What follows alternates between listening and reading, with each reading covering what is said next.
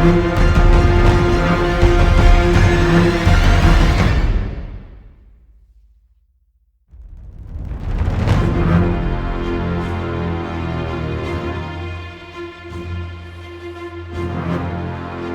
so got the Rexoning here. I'm going to show you guys some of the cut work. You can see I've already been working on Omar. I've meshed together the eyes. The eyes, the tongue, the teeth were all separate parts to the body prior to starting to combine things in order to get them ready for print. So I've already combined those, and I've made the first major, well, I've hollowed them out. You can see inside. The mesh by default is solid, watertight solid mesh. So in order to save on material and time, more importantly, in the printer, you need to hollow the models out. So you can see I've done some of that, and I've made the first key, cut and key. So let me show you. Here's the other side of that. That's his foot. Now you might ask, why would I cut his foot there? Well, because the foot is going to stay attached to the other T.rex, the tor.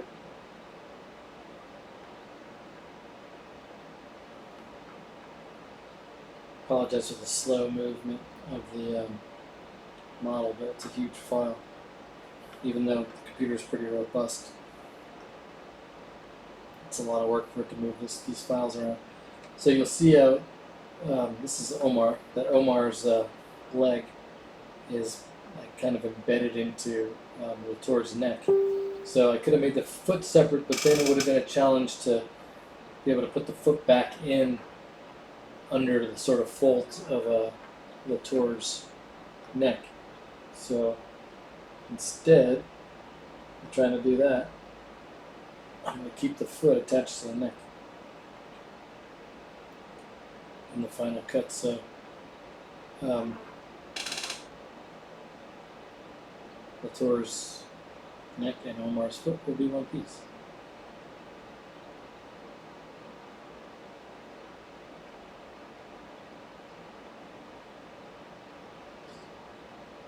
So one thing I have discovered through the process of making and selling these models is that it's a better idea to cut the arms off, because I always thought it was cool, you know, because I'm 3D printing, I don't need to take the arms off in order to make a mold of the body. Typically you take the arms off because there are these sort of extensions of the body that make it difficult. They make the mold far more complex than it needs to be. If you're trying to mold this section here and you have these little arms, and you wind up having to have all these extra pieces to the mold to get around the arms, then they're not likely to cast well. Especially if you're roto casting, you're not going to be able to get resin in the arm cavities and out in a good way. So you take the arms off and you mold the body and you mold the arms in a separate little mold. Well, because I'm 3D printing, at least for the 135 version, you could certainly just leave the arms attached because they'll just print along with everything else. And you can even hollow them out and leave them on there. Well, the problem I've found is that, you know, it takes so long to print these models. Even at 135 scale, this model in the big printer, you know, I print both dinosaur figures at once, maybe some of the other parts. That's 6 days of printing right there. And the arms are pretty delicate, so the models come out with a support structure, and even if they do print well, sometimes they don't print perfectly, and the arms would be something that would fail in the print.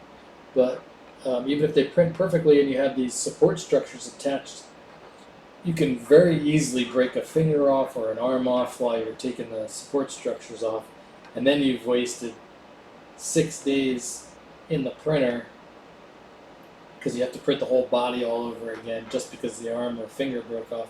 You could say, well, you could just glue the arm or finger back on, but I'd rather not. If it's my piece that I'm keeping, then yeah, I would do that. But if I'm sending it to a client, I don't really want to be sending them pieces that I've broken fixed.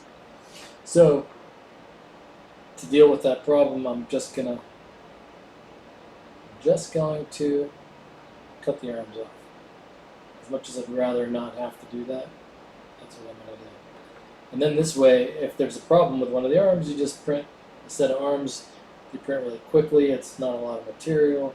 If something goes on, if the arm breaks in shipping, you can just send another one. If the painter breaks the arm while he's doing something, you just send another arm instead of having to send a whole torso with an arm attached. So that's what I'm doing. So here you see I am masking the arm in preparation for sectioning. Don't want to do that. I want to move the arm. So I just undid that. So I have to decide how I want to section it. Of course, I want to get the whole arm, but I also want to get some portion of the base of the arm.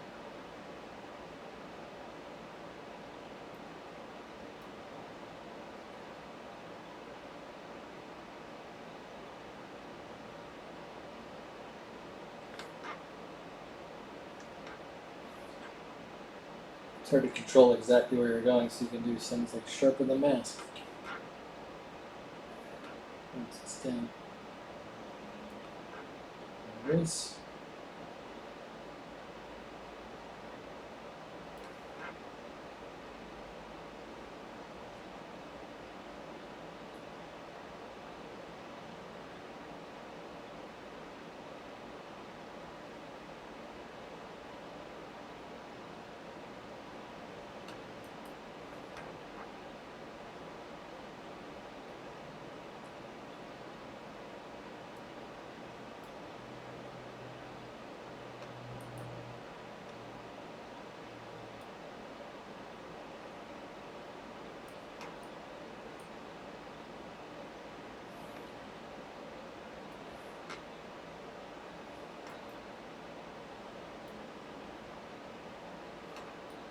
I'm actually noting a little problem with the program. Yeah, I have to do it.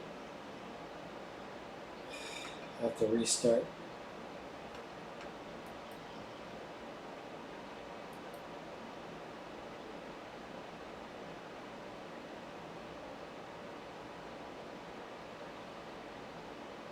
Controls aren't working properly, so I'm going to restart.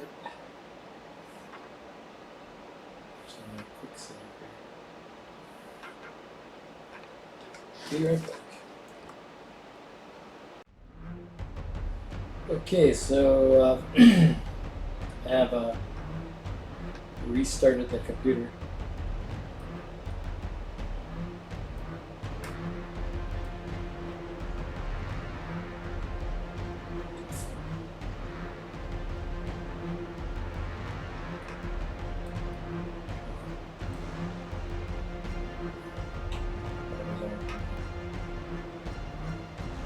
Alright, so here's another way to do this. I have a little bit of a difficult time moving this guy around because he's big and oblong and annoying, and high poly count, so not moving so well. So we're going to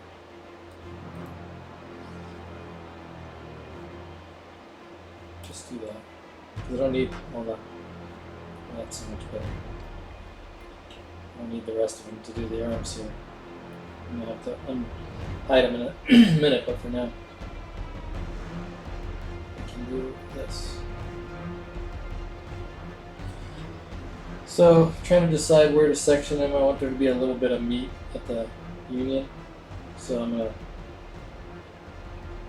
go to this fold here. Follow these scales. As I did before, I can sharpen mask as I go along. Sort of tighten things up.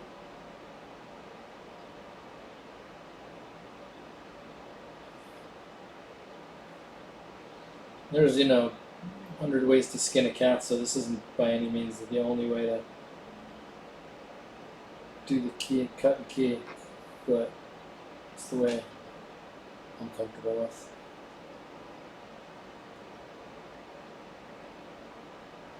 By the way, not only do I do this for ancient era artistry, but I have sort of a sister company called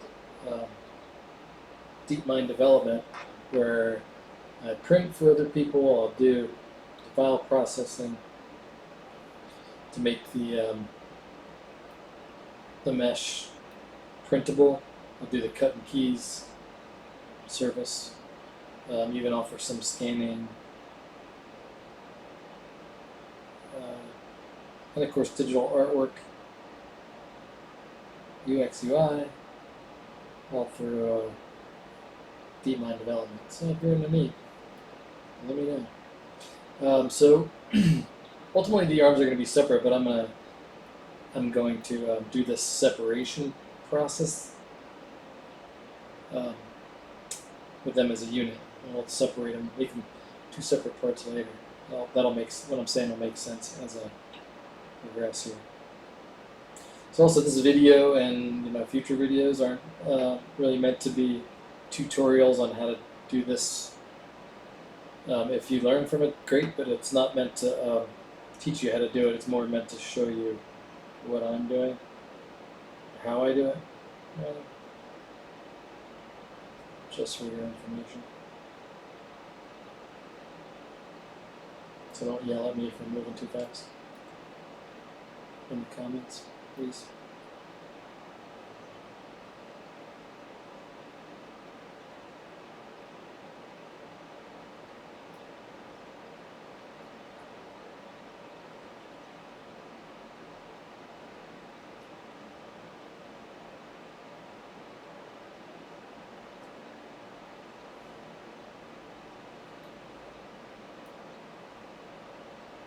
It can be a pain dealing with these sort of undercuts because the pen wants to draw on both sides of a valley.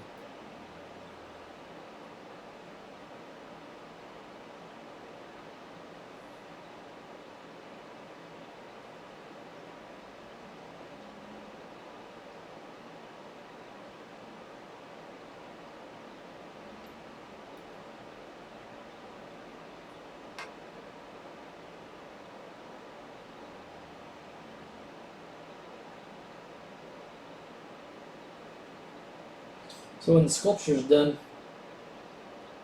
we're doing pre-order. We're only kind of really like 2/3 of the way done because this process, especially if it's a complex diorama, this process takes some time.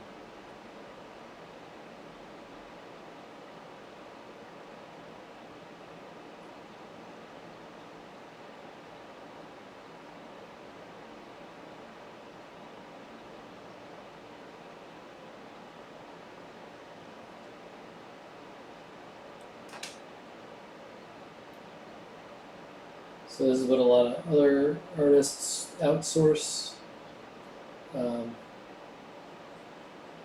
having a company do the printing, then they're likely not doing their own file processing. And if the other thing they often are not doing themselves are the molds and casting of the actual model kits. I'm doing, most of my parts are going to be, in general 3D printed, but any part that isn't 3D printed, I'm casting myself. I'm molding and casting myself. I have a background in doing that kind of thing. If you didn't know already, I used to own a business making bronze and pewter high-end awards and trophies, so I would start with, actually when I first started the business, I started sculpting in clay, but then I wound up learning digital sculpting, starting with Sculptress, getting into ZBrush, and then having, at the time I didn't own the 3D printer, so I'd have the digital files 3D printed, then take the 3D print, mold that, cast wax, cast the bronze. We actually did not do the pouring of the bronze in-house, we outsourced that, but we did the whole rest of the process. We worked on all the wax, the molds, the wax, got the rough bronze back, did the bronze chasing, retexturing, welding, patina, mounting. Anyway, so I got the arms masked out, and I'll show you this. This is the polyframe way to look at the model. See, this shows you all the polygons. Normally they'd be square polygons, but they I decimated this model already, so that's a process where you sort of simplify. It simplifies the mesh by including triangles. So I've already done that. But it's all, you notice how it's all one color. It's all one color. That means it's all one poly group. So what we're going to do in order to get these arms off is create an additional poly group. So first I have to unhide the whole model, and then what I do is go to poly groups and group mask. So now if I clear the mask, we can view the polyframe. And it chooses a random color every time it does this.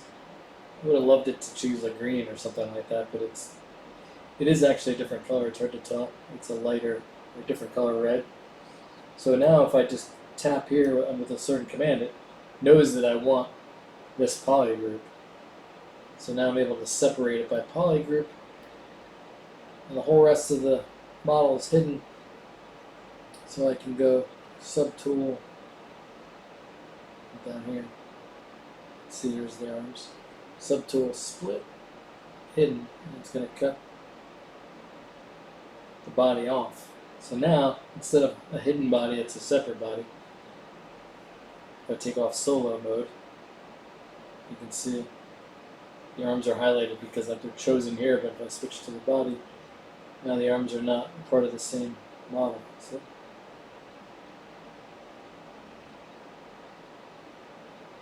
So now what you got to do is make them, close them off again. So I'll get rid of this base. Close them off again by going to geometry. This takes me a second. Close holes. So you see we got the flats now. And the arms. And we switch to body.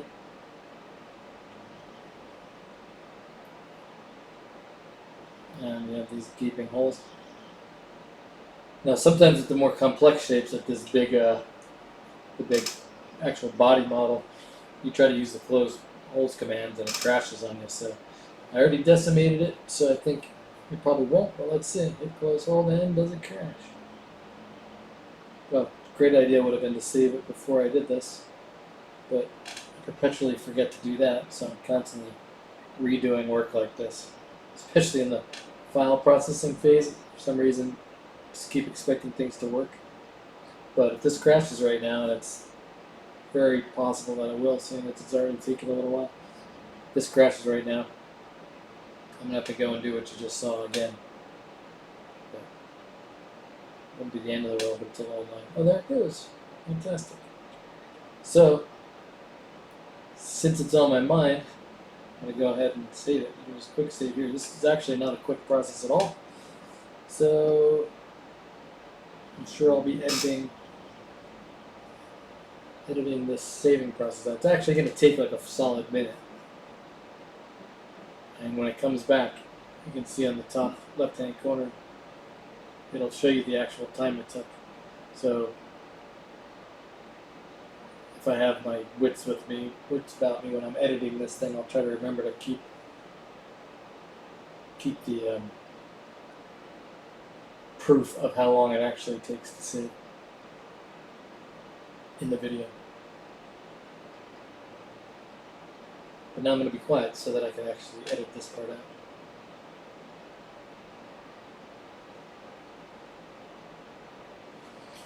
And there we have it. Okay, 50 seconds, so almost a minute. It's actually pretty good. Sometimes it's worse. So now it's saved, so I don't have to worry about when it crashes on me, because it is pretty inevitable.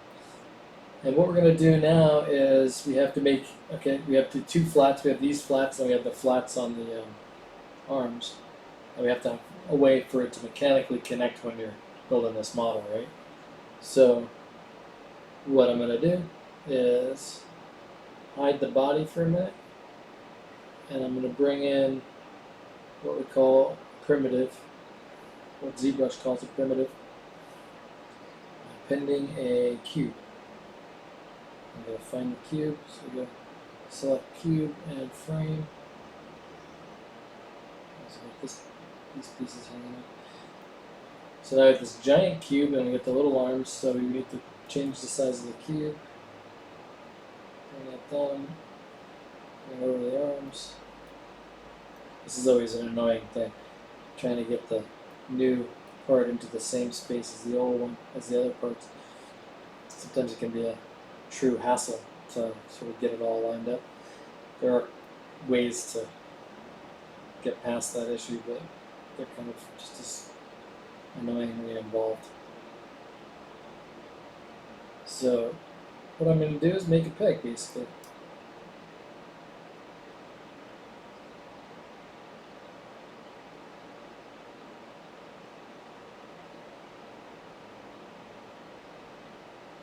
Something that I think is going to make sense.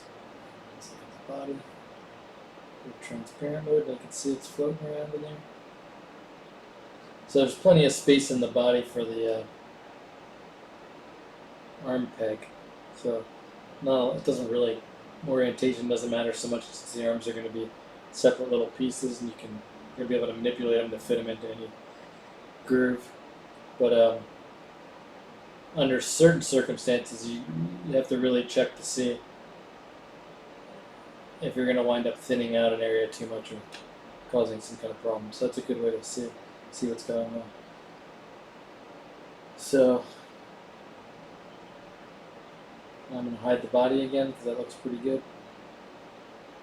I'm comfortable with that where it is. So then I'm going to simply duplicate it, bring it over to this one.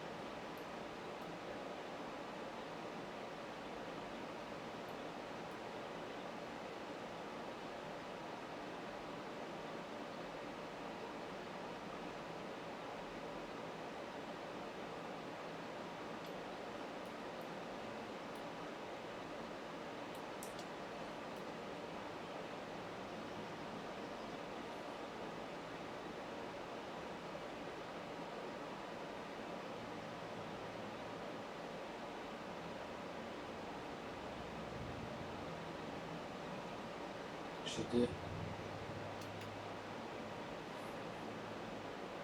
Check it again. Ooh, look at that. See? That's a perfect example of why you want to look at this stuff. See, it's sticking out there. So they'll take off transparent mode so you can see it. So this side of the peg is going to be attached permanently to the arms, so I don't have to worry about thinning this area too much. If the peg was a part of the body and had to go into a slot created in the arm, then we would have made this really thin here, even after we smooth it out. So actually, I'm just going to smooth it away. So there's a little corner missing, but that's fine because it's inside the arm. You'll see what I mean by that in a second. So now we want to go over here and bring the arms all the way down the wrist to the pegs, and you can see the only thing. See these little eyeballs? These are the parts that are showing that are visible on the screen. So you want to isolate only the things you want to work with, and then you let the program know which one you're starting with. Everything is solid as opposed to negative. You put on live boolean so you can see what's going to happen. And if you look at, bring t.rex back. Let's see.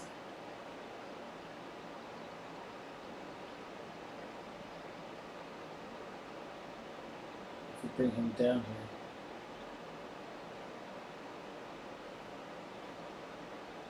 that's what's gonna happen later.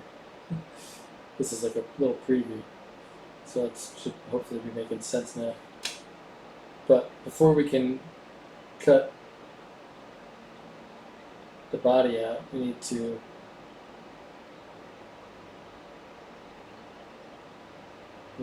join the pegs to the arms. So that's what we're about to do with this balloon action. Make balloon mesh. Let's see how long it takes. Boom, that was fast. So now you'll see in the menu there's another. So the name of the arms are Newmar for whatever reason, and 10, and so the Boolean version is called U-meshed Newmar 10. So I'm now going to change the name just to stay organized. Arms. And then we're going to do something interesting. We're going to duplicate the arms, rename them, just anything so you can differentiate them, but I usually do slice or cut.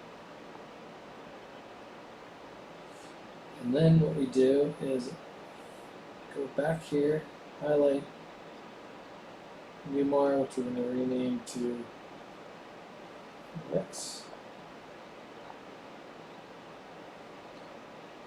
And he's highlighted, so now we can append him over. And there's Rex. So now you have two sets of arms. One's called slice, one's called arms. Keep this guy from flying all over the place.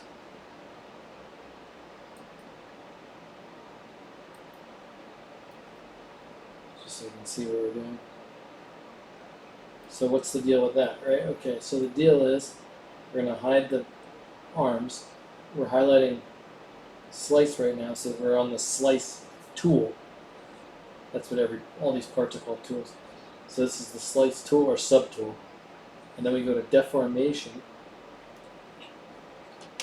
And then what we need to do is make them a little larger so that when we use them to cut the corresponding square voids in the body, we're actually cutting a little bit larger than what the physical peg is going to be on the arms, so that the two parts as a resin model fit together without you having to force them or sand them.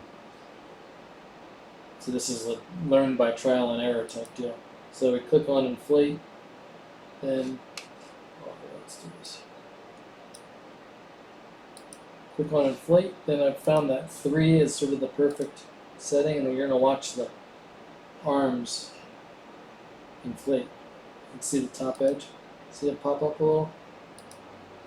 So now they're 3 increments, whatever that increment is, larger.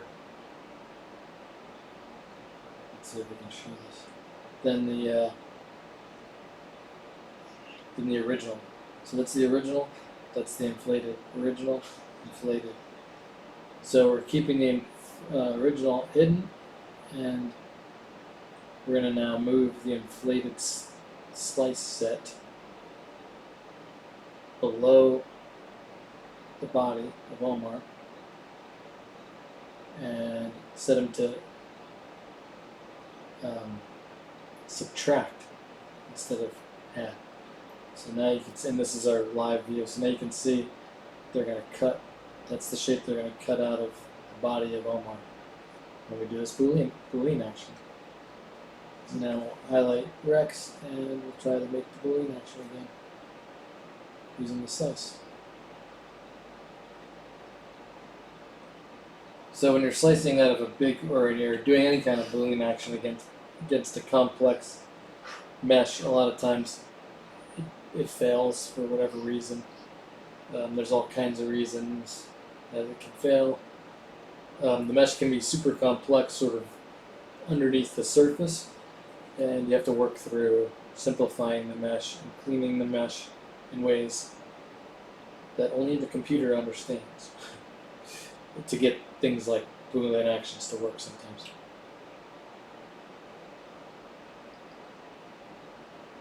So it's still progressing. See the orange line.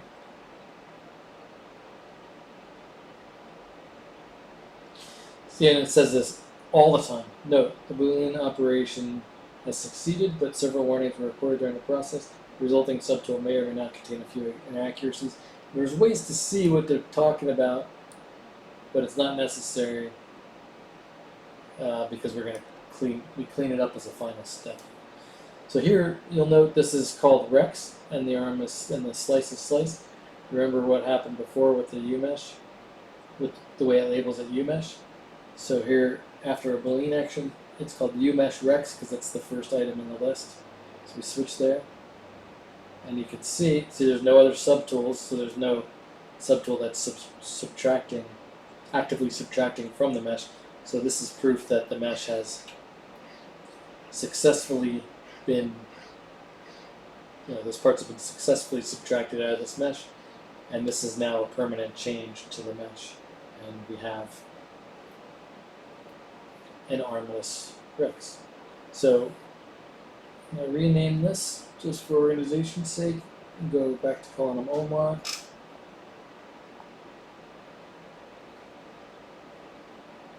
And we'll go back to the list that has the original arms, the original Rex, and the slice. We're going to delete the original Rex. We're going to delete the slice because we don't want to use those because they're inflated. So now you have the arms here.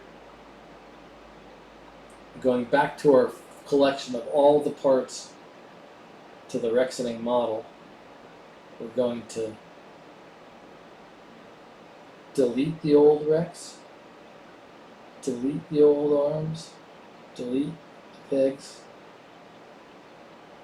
Now we're going to append Omar, and then append arms. So now this is the version that is sectioned the way we want it to be.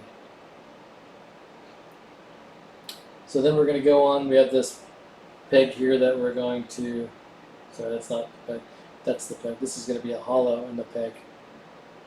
We're going to actually, so it'll be, let's see, subtract it out, show you what it's going to look like. That's what it's going to look like. And it's subtracted out, we're going to leave it, we're making it hollow because Omar's body is hollow, so this is going to help the resin get out. A place for it to evacuate. It'll also be a nice way to be able to pin the model if you need to. You shouldn't need to because it's going to be attached on this end to the tour anyway. But then that peg is going to be leaned out of